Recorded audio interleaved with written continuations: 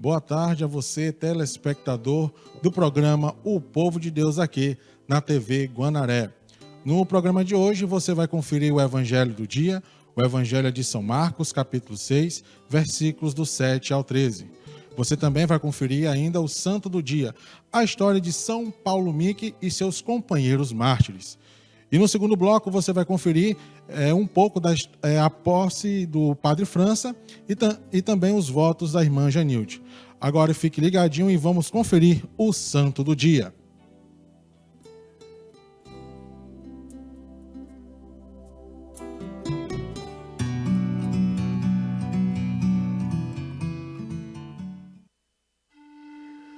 Hoje, dia 6 de fevereiro, dia de São Paulo Mique e companheiros.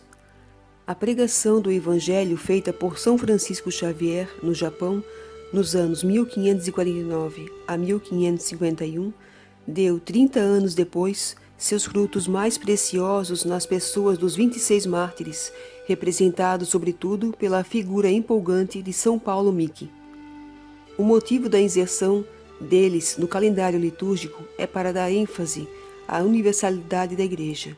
Ela é universal geograficamente, porque onde é lançada a palavra de Deus, aí brota a fé e, portanto, cristãos dispostos ao martírio. E é universal nos tipos de pessoas que aderem à fé e dão testemunho no sangue. Leigos ou sacerdotes, crianças ou velhos, casados ou solteiros, japoneses ou de qualquer outra raça. Paulo Mique nasceu em Kyoto, capital da arte e da cultura no país do sol nascente. Batizado ainda criança, assimilou com tal fervor a doutrina e espiritualidade cristã a ponto de desejar tornar-se sacerdote e missionário. E assim aconteceu, tendo ingressado na Companhia de Jesus. Ordenado sacerdote, passou logo à atividade missionária, procurando a conversão dos compatriotas. Conhecedor da língua, cultura e costumes budistas, pôde penetrar em todos os ambientes sociais, realizando apostolado muito eficiente e obtendo numerosas conversões. Foi ótimo pregador e conferencista, sempre acolhedor e bondoso, a ponto de mostrar seu zelo mais com os sentimentos afetuosos do que com as palavras. Com o deflagrar da perseguição, Paulo Mique foi capturado em Osaka, com 2 companheiros de apostolado. A reação dos católicos japoneses foi surpreendente. Em vez de se mostrarem atemorizados pela ameaça da morte, proclamavam publicamente a fé, acompanhavam os cristãos presos e ofereciam-se espontaneamente ao martírio. Aqui apresentamos um relato do martírio destas pessoas, conforme foi narrado por um contemporâneo. Pregados na cruz, que espetáculo maravilhoso foi ver a constância de todos a que os exortava, ora o padre Pázio, ora o padre Rodrigues. O padre comissário mantinha-se sempre quase imóvel, com os olhos fitos no céu. Irmão Martinho, dando graças à divina bondade, cantava salmos com o versículo: Em tuas mãos, Senhor. Também o irmão Francisco Blanco agradecia a Deus com voz clara. Irmão Gonçalo dizia em voz alta a oração dominical e a saudação do anjo à Virgem Maria.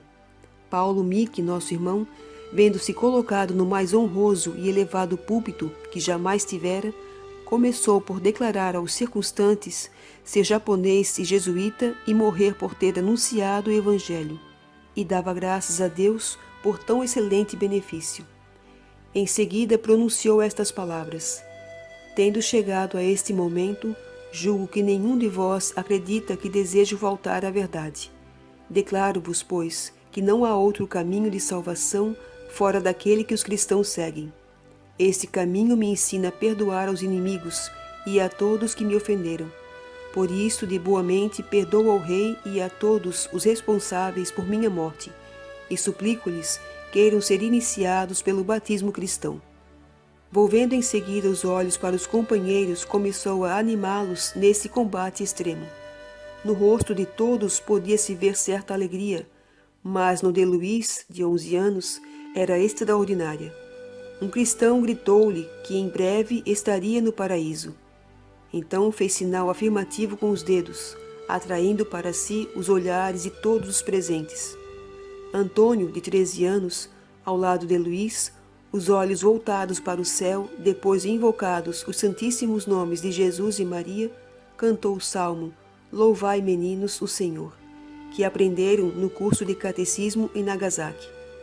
Como previsão do martírio, ensinava-se às crianças a recitação de alguns salmos. Outros exortavam os circunstantes a uma vida digna de cristãos. Com esses e outros atos provaram sua disposição de morrer. O martírio se deu no dia 5 de fevereiro de 1595. Felizes de vós, os perseguidos, por causa da justiça do Senhor, porque o reino dos céus há de ser vosso. Alegrem-se nos céus os amigos do Senhor, que seguiram seus passos, derramaram seu sangue por amor a Jesus Cristo e com ele reinarão. Ó Deus, força dos santos, que em Nagasaki chamastes a verdadeira vida São Paulo Miki e seus companheiros pelo martírio da cruz, concedei-nos por sua intercessão perseverar até a morte na fé que professamos. Por nosso Senhor Jesus Cristo, vosso Filho, na unidade do Espírito Santo. Amém. São Paulo Miki, companheiros mártires, rogai por nós.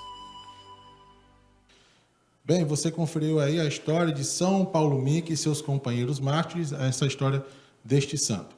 Daqui a pouco a gente volta com o programa Povo de Deus, com o Evangelho do Dia, e a gente vai agora para o intervalo. A gente volta já já.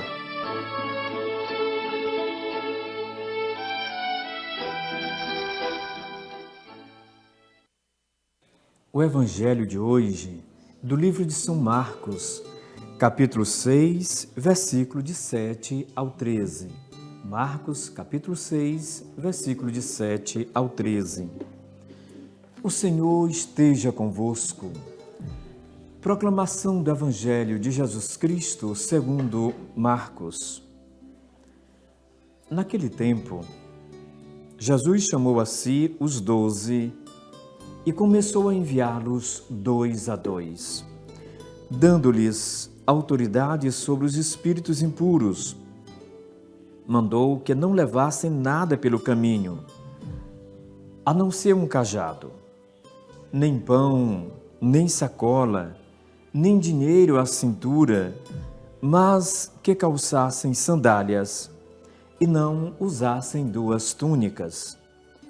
Dizia-lhes ainda: quando entrardes numa casa, permanecei ali até a vossa partida. Se em algum lugar não vos receberem, nem vos escutarem, saí de lá e sacudi a poeira dos vossos pés em testemunho contra eles. E saindo, eles começaram a anunciar, a fim de que o povo se arrependesse. Expulsavam muitos demônios, ungiam com óleo numerosos enfermos e faziam curas. Palavra da salvação. Vimos aqui nesse evangelho de hoje, Marcos, capítulo 6, versículo de 7 ao 13, a missão dos discípulos, a missão dos apóstolos. Jesus os envia de 2 em 2, a pedagogia de Jesus, a tantos lugares. Eles também carregavam em si o poder de Jesus, a graça de Deus. Por isso podiam curar, expulsar os demônios. Tudo aquilo que Jesus fazia, eles também podiam fazer. Jesus os cumulou de graças, de bênçãos e de poder. A missão dos apóstolos de Cristo é a missão de Jesus. Por isso, em outro momento, ele vai dizer: quem vos acolhe, a mim acolhe. Quem vos rejeita, a mim rejeita. Por mais humano que seja, por mais limitado que seja, o missionário é como que seja um reflexo de Jesus, uma presença de Cristo. Por isso, disse, se chegarem numa casa, não vos acolherem, sacudirem a poeira dos vossos pés contra aquela cidade que não vos acolheu. Queridos irmãos, queridas irmãs, é importante quando eu vejo esse evangelho do segmento a Jesus Cristo, do chamado dos apóstolos, eu fico assim pensando, o tanto que Cristo quis fazer parceria com a pessoa humana. No Antigo Testamento, Deus chamou Abraão, chamou Moisés, chamou os profetas, tantas pessoas. Ele quis fazer parceria com a pessoa humana. No Novo Testamento, Deus começou chamando Maria, José, através do anjo, mas também teve aquele que foi o precursor, João Batista. Isabel e Zacarias também estiveram nessa missão. E hoje vimos no Evangelho o chamado dos 12, o envio dos 12, a missão dos 12 apóstolos de Cristo.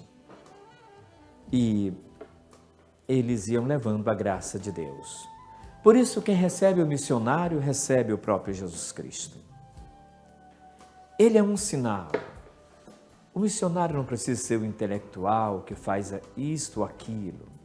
O missionário é um sinal de Deus, de Cristo, de que está ali no meio do povo para levar alegria, para levar esperança, para dizer que Deus existe e caminha conosco.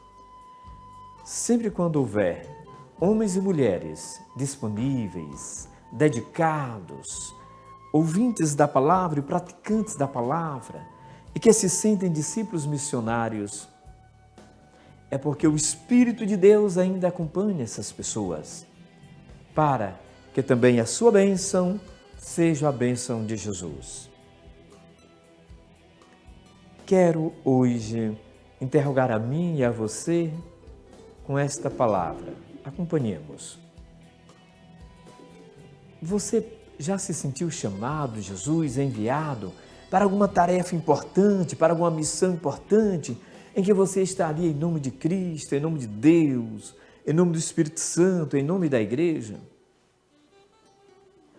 Hoje eu agradecia um casal que coordenou os nossos encontros de igreja e via como foi tão necessário assim, importante, a missão deles e de tantos outros. E nós vamos percebendo o cotidiano das coisas de Deus, o cotidiano da igreja, a nossa ação pastoral, que a missão de Cristo continua através de tantos homens e mulheres de boa vontade, de tantas pessoas que querem fazer o bem e fazem o bem. A missão de Cristo não para. Agora, através de mim, através de você, através de tantos, outros e outras.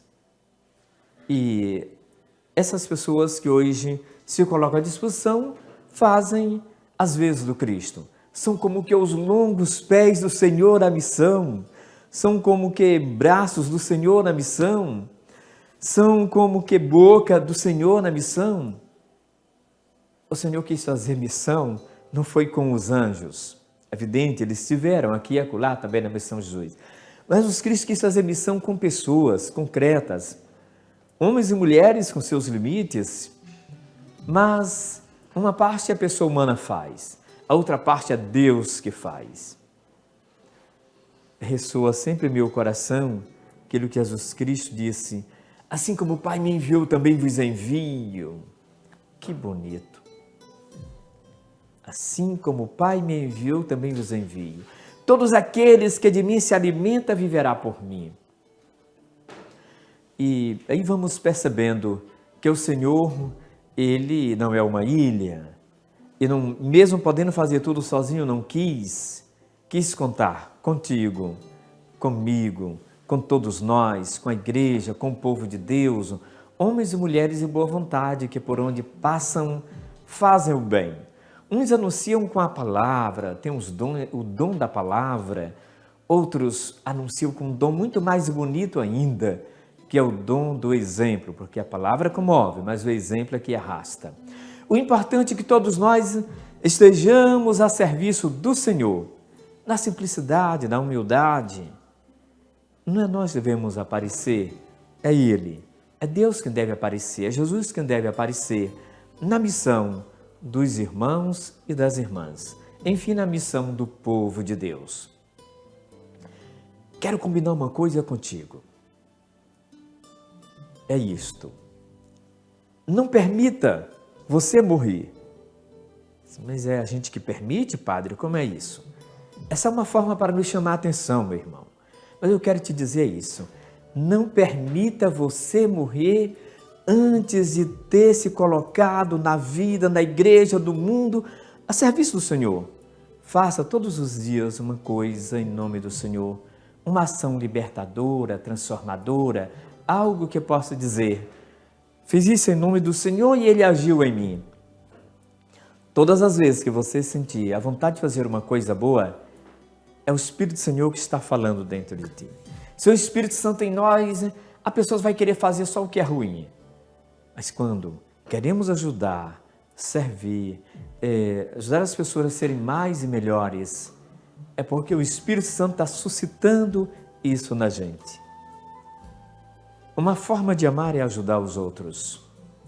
Uma forma de amar é dizer, hoje eu faço, no cotidiano da minha vida, as vezes do Senhor. Não vamos encontrar Jesus em Deus, no Espírito Santo e pelas ruas. Não. Vamos encontrar homens e mulheres de boa vontade, fazendo o bem, construindo o bem, promovendo justiça e paz. E nessas pessoas vamos perceber os sinais de Deus, porque elas são motivadas por um grande sentido maior, por uma força maior. E essa força quer dizer o Espírito Santo, que quer habitar não lá no céu, mas no teu coração, na vida da gente. É assim, acredito que o lugar mais gostoso que Deus acha é o coração humano, é o coração da gente. Por isso Ele nos fez pouco abaixo dos anjos, diz assim os salmistas. E comece, ainda hoje, a se colocar a serviço de Deus. Que bom! Nós simples mortais, pessoas limitadas e humanas, poder, aqui e acolá, estar a serviço do Senhor. O Senhor conta com todos nós. Vamos fazer deste mundo, da nossa cidade, do nosso estado, um espaço onde existem muitos homens e mulheres em profunda prontidão, a serviço, atentos, capazes de qualquer momento querer ajudar, servir. E são essas pessoas que tornam o mundo mais gostoso de ser vivido. As pessoas boas tornam os espaços que a gente convive muito melhores, menos pesados, mais gostosos. E essas pessoas nos ajudam a compreender o grande sentido da vida e que viver vale a pena. E a melhor maneira de viver é aquela que a gente fica parecido com Deus, amando, fazendo bem. Deus não tem um físico como a gente, Ele é espírito. Como é que nós ficamos parecidos com Deus? É quando fazemos o bem, é quando perdoamos, é quando as coisas bonitas que todo ser humano pode deixar brotar dentro de si, é isso que nos faz ser parecidos com aquele que chamamos de Pai, e que é realmente o nosso Pai, que é Deus. Nós temos uma das mais belas, das mais lindas origens. Viemos de Deus, que bonito em dizer que viemos de Deus. E por isso podemos viver fazendo as suas vezes no mundo. E as vezes de Deus, o que é? Não é ser mágico, não é ser poderoso, fazer isso aqui, não. As vezes de Deus é amar. Ame estar fazendo as vezes de Deus. Faça o bem e está fazendo as vezes de Deus. Jesus chamou os seus apóstolos no Evangelho de hoje com essa função de fazer o bem. Não deixar a chama do amor, começada por Deus lá com o seu primeiro povo no Antigo Testamento, não deixar essa chama se apagar. E são os cristãos em cada época que mantêm essa chama acesa. É por isso que Deus lhe enriquece com tantas coisas, para que você tenha essa força de manter a chama acesa da fé. Ele acumula desde o sacramento do batismo, com todos os sacramentos, e mais com alguns sacramentais, que são as bênçãos, as orações, alguns ritos que nós fazemos. Esses outros chamamos de sacramentais. Temos os sacramentos e temos os sacramentais. Tudo isso para a gente, para que nunca esqueçamos que somos aqueles que mantemos no nosso tempo, na nossa época, no nosso hoje, a missão de Deus, que também é nossa, que também é tua, é minha, de todos nós. Façamos dos nossos espaços, você que me escuta nesse momento, espaços onde Deus vive, através de ti, em mim e em todos nós. Deixe o bem que Deus plantou dentro de você, o céu que existe dentro de você, aparecer. Esse é o grande milagre dos tempos de hoje, dos dias atuais. Em tempos que nós vivemos de tanta competição, de tanta coisa, sabemos muito bem como é a vida da gente. Muito cheia de muita correria, de muita competição, essas coisas. Vivemos num país capitalista, então é de tanta coisa assim que a gente se assusta. Então, se aparecem homens e mulheres com a nobreza de alma tão grande, que em primeiro lugar vê a graça de Deus agir, que deixa a graça de Deus agir, que quer o bem do outro, isso é o grande milagre dos tempos atuais. Querer a felicidade do outro e amar a Deus sobre todas as coisas e ao próximo como a si mesmo. Se os 10 mandamentos nos parecem muito, fiquemos só com esses 2. Ama a Deus sobre todas as coisas e ao próximo como a si mesmo. E é evidente, aí está intrínseco, incluso, todos os outros mandamentos, a lei e os profetas. Que o Senhor nos abençoe, mas também nos dê a alegria de vivenciar, de fazer tudo aquilo que Ele faria. Nos espaços onde você está, seja quais forem esses espaços, pode algumas vezes se perguntar, e aí? O que Deus faria se estivesse aqui? O que Cristo faria? Então aquilo que Deus faria, a nossa sã consciência nos dá essa graça. Quando você faz essa pergunta, imediatamente, uma coisa que Deus já colocou dentro da pessoa humana, chamado sã consciência, lhe dá essa graça de ter imediatamente a mais plena, mais perfeita resposta. O que Deus faria neste momento. Pode ser um momento difícil, quanto mais pesado, quanto mais difícil, melhor vem a resposta de Deus, melhor vem a sã consciência em você. A Deus faria isso. Então aquilo que seria a ação de Deus, a ação do Cristo, é também a nossa ação em nossos espaços. Vamos fazer um grande desafio de, por onde passarmos, nas oportunidades que tivermos, deixar brilhar a ação de Deus nas ações dos pobres mortais que somos nós.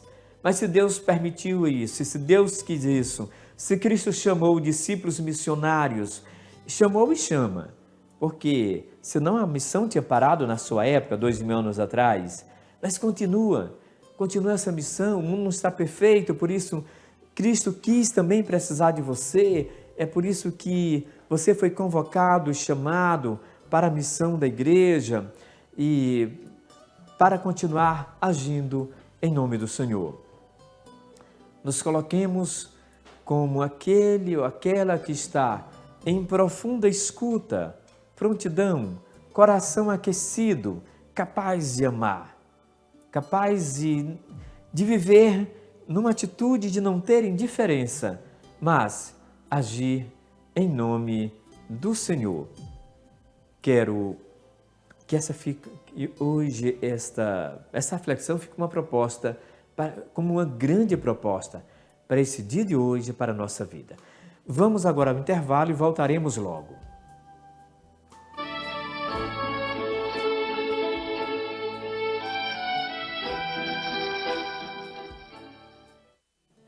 Ainda em nosso programa, vamos ver os últimos acontecimentos aqui da nossa cidade, da Igreja de Caxias, os votos de irmã Genilde e também a posse de Padre França na paróquia Nossa Senhora das Graças. Você vai poder acompanhar, mas antes nós vamos hoje também ter um outro assunto muito importante, né? Vamos nesse primeiro momento aí nos votos da irmã Genilde, irmã que faz parte da congregação das Irmãs Missionárias Franciscanas de Souza. Os padres vieram de fora, tivemos a presença de muitos visitantes religiosos, religiosas, de vários lugares, veio pessoa da Itália, enfim, muitas irmãs fizeram presente juntamente com o povo de Deus. A igreja que não tem vocação é como um casal que não tem filhos, é estéril. É como uma cidade sem festa, sem alegria. As vocações são muito importantes e olhando aí, você pôde acompanhar as fotos das religiosas nos votos da irmã, a alegria de ver como Deus continua chamando as pessoas para uma consagração totalmente a Ele. Às vezes costumo assim dizer e refletir, olhando o universo das possibilidades da pessoa humana.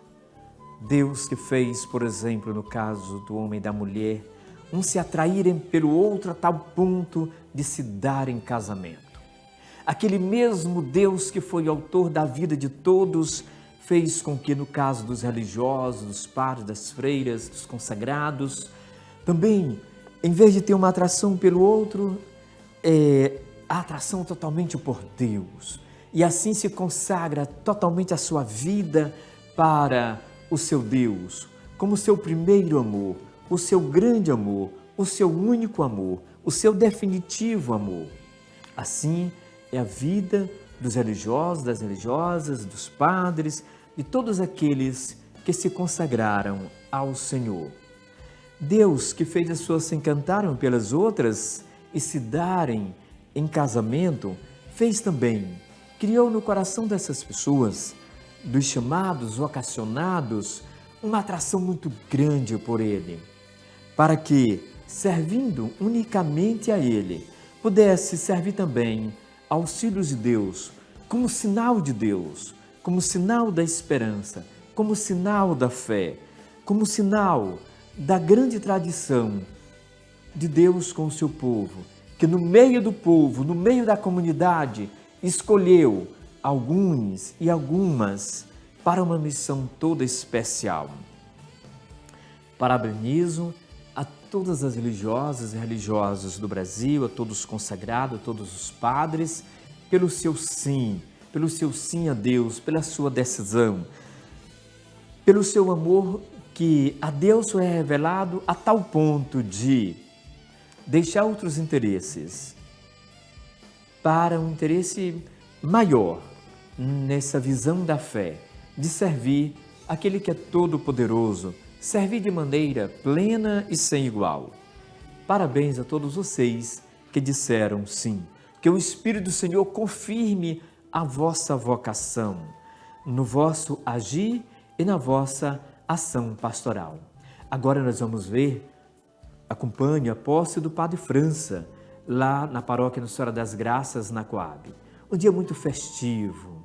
Aí a paróquia Nossa Senhora das Graças, que você acompanha no vídeo, nosso bispo Dom Sebastião, que presidiu a celebração, os padres, muitos padres da nossa diocese fizeram presente, aí o Padre França faz a renovação das promessas sacerdotais, faz a profissão de fé, lembrando que o seu sim a Deus permanece também de maneira plena e total, com grande amor, o serviço a Deus e à Igreja.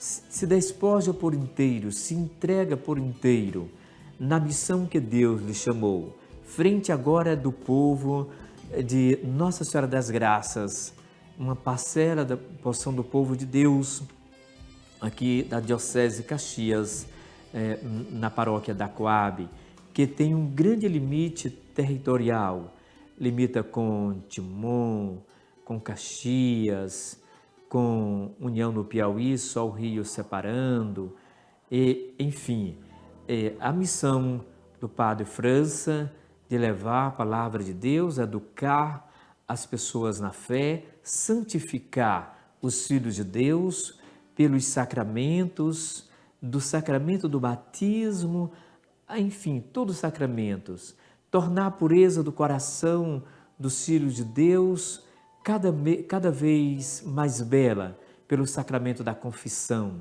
alimentar o povo de Deus com o sacramento da Eucaristia. Sem o Padre não tem Jesus Eucarístico. Para ter Jesus Eucarístico precisa a presença do Padre e do Bispo para abençoar o pão e o vinho, transformando no corpo e no sangue do Senhor. Por isso, quando tem invocação, é um sinal de que Deus continua amando o povo e alimentando o seu povo com Ele próprio, através de Jesus, que é o pão do céu. Foi o que vimos ontem, celebramos ontem, na Paróquia Nossa Senhora das Graças. Parabéns a vocês, paroquiano Nossa Senhora das Graças. E agora nós vamos falar de uma coisa importante da Igreja Católica.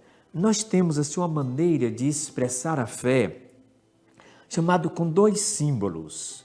Que símbolos são estes? Um é chamado símbolo niceno-constantinopolitano e outro é o símbolo apostólico. Expressamos a fé assim, nessas atitudes. E por que tem essas duas redações? Vamos entender um pouco da história dessas expressões de fé que a Igreja Católica faz. O símbolo apostólico é o símbolo trazido ainda da época dos apóstolos, rezado por eles e ficou na tradição da Igreja. Mas teve uma época na Igreja e no mundo que teve muitas guerras no mundo. E aí o Papa teve que mudar de cidade e mudou, podemos dizer, a sede da Igreja devido a essa questão de guerra, esses conflitos. Mas também estava tendo dentro da Igreja uma concepção de que Jesus Cristo era Deus, não era homem. Um outro entendimento que Jesus Cristo era homem, não era Deus. Era um homem todo especial, mas não era Deus. E aí, para corrigir, foi feito esse símbolo, essa expressão de fé que começou lá em Niceia e terminou em Constantinopla. Em tempos difíceis, mas os cristãos queriam ter uma definição de como conhecer mais a Jesus Cristo. E aí foi dito assim: acompanhe com um ouvido orante e um coração também orante. Vou ler para vocês, também rezar para vocês, para todos nós, e acompanhemos. É uma das redações mais belas. É uma forma também que sintetiza toda a Bíblia numa pequena oração de 2 minutos. Acompanhe. E, além de sintetizar, esclarece também quem é Jesus. Creio em um só Deus, Pai Todo-Poderoso, Criador do céu e da terra, de todas as coisas visíveis e invisíveis. Creio em um só Senhor, Jesus Cristo, Filho unigênico de Deus, nascido do Pai antes de todos os séculos. Deus da luz, luz da luz, Deus verdadeiro de Deus verdadeiro, gerado, não criado, consubstancial ao Pai. Por Ele todas as coisas foram feitas, e por nós homens, e para nossa salvação, desceu dos céus. E se encarnou pelo Espírito Santo, no seio da Virgem Maria, e se fez homem. Também por nós foi crucificado sob Pôncio Pilatos. Padeceu e foi sepultado. ressuscitou ao terceiro dia, conforme as Escrituras, e subiu aos céus, onde está sentado à direita do Pai. E de novo há de vir em sua glória, para julgar os vivos e os mortos, e o seu reino não terá fim. Creio no Espírito Santo, Senhor que dá vida e procede do Pai e do Filho, e com o Pai e o Filho é adorado e glorificado. Ele que falou pelos profetas, creio na Igreja una, santa e católica. Professo um só batismo para a remissão dos pecados e espero a ressurreição dos mortos e a vida do mundo que há de vir. Amém. E agora nós vamos ouvir o símbolo dos apóstolos, que é uma tradição mais antiga da época apostólica, que foi o primeiro a ser rezado. Lembro, esse que foi rezado agora para superar esses entendimentos errados que tinham sobre Jesus Cristo. É só Deus, é só homem, enfim, o que é? E esse credo que foi rezado esclarece quem é Jesus. Vamos rezar o outro, que é o mais antigo, ainda da época dos apóstolos, que diz assim, esse credo, vou rezar agora, é aquele que costumamos rezar em quase todos os domingos. O niceno constantinopolitano, geralmente rezado nas grandes festas religiosas. Então vamos acompanhar agora o símbolo dos apóstolos. Creio em Deus Pai Todo-Poderoso, Criador do céu e da terra, e em Jesus Cristo, seu único Filho, nosso Senhor.